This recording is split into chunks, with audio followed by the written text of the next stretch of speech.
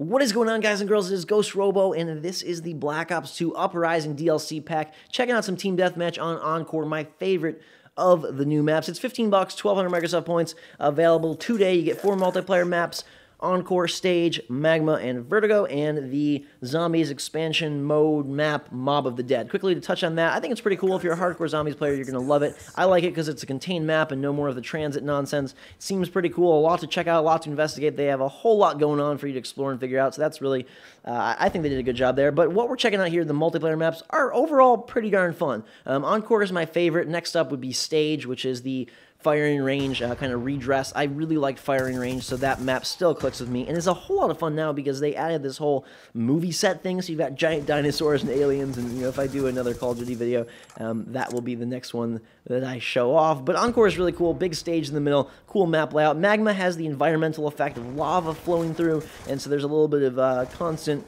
nervousness around that. Vertigo doesn't really appeal to me. I think that's kind of the runt of the litter, per se. I know that I've heard some people enjoy it a lot, and so maybe all 4 will be hits for you, but for me, the first 3 are the best, and I really kind of like what Treyarch does their DLC. You know, I wasn't really as into Modern Warfare 3 as Black Ops 1 or Black Ops 2, but around the 2nd or 3rd map pack, it seems like Treyarch just goes crazy and adds some really fun level designs, both in the actual physical space and in the window dressing of the graphics. Like having this huge stage to play on, having the movie set, magma flowing through a city, like it's really kind of cool to see them branch out and just enjoy it and just have fun with it. And I know a lot of people think like these map packs aren't the greatest deal, they're expensive, and you know, the season pass is everywhere now.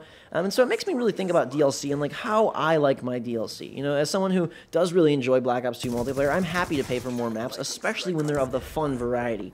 I think adding visual flair is a big thing when you're playing the same mode over and over again. Yes, it's very mechanic driven, and so the maps aren't as important, but I think fun new maps really injects a lot of life as opposed to just another snow level or another city level or another desert level. That would get kind of boring. On the single player side of things, DLC I think is a whole lot harder to hit.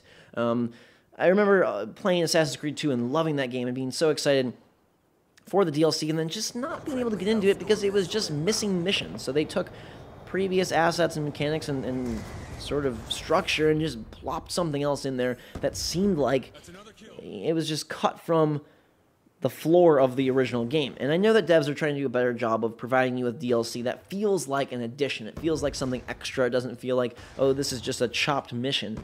But it leaves the question of, like, how do you want your DLC served, especially for single player? Do you want just an extension of the main game? Do you want something completely radical? And also, do you want bite-sized mission level DLC, or would you like expansion packs? You know, expansion packs were a huge thing back in the day, in the era of PC gaming, before we had all these crazy Xboxes and PlayStations, and now it's kind of gone away. You know, the Elder Scrolls and Fallout are the closest things that mess with that in terms of bigger DLC packs.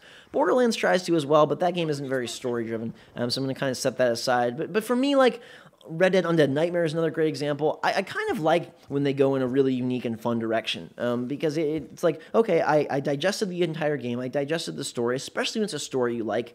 I don't really want like some, oh, this was many hours ago and now we're going to add missions like Assassin's Creed tried to do. I'd rather them say, that was a complete story, now let's do something really fun in the universe. Minerva's Den is a great example from Bioshock 2, right? So it maintains all the same mechanics you really like, but adds new areas, new environments, and is a side story, new characters. It doesn't alter or go back and retry to redesign the single player.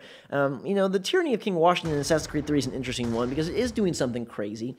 But I feel like it's so inconsequential. It's the same character, and it's just like it's a confusing DLC, and Connor's confused, and what you're doing is very repetitive and very similar to the main game. And that's not to say that that's always a bad thing, but man, in that instance, I don't feel like there's enough visual panache. I don't feel like there's enough variety or excitement to really bring me back. The concept and theme is good, but the execution is poor. And I'm very excited to see what they do with Bioshock Infinite, because that's a game I adore to death.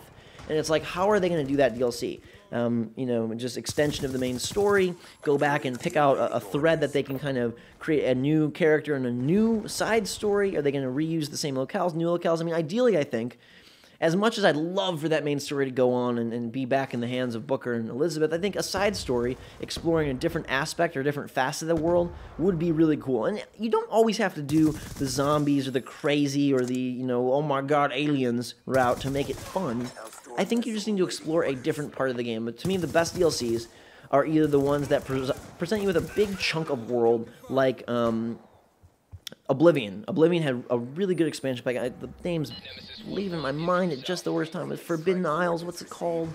The Isles. I know what I'm talking about. I just can't remember the name. But you guys, if you're a fan of Oblivion, you know what I'm talking about. That big expansion pack, how Fallout 3 and New Vegas did with Point Lookout or some of their extensions was really fun because it's like, hey, we've unlocked this new part of the world for you to explore. And I think that's really crucial, whether it's going to be via story like narrative or via environment like exploration. You have to unlock something that the player has not seen before to get me to come back to a game. As someone who plays a lot of games and travels very quickly from title to title, you know, I need to be drawn back in by something exciting. And if you have the game that supports the craziness of like a Red Dead Redemption Undead Nightmare, that's cool. Or if you have a multiplayer game where you can just do maps, that's cool too.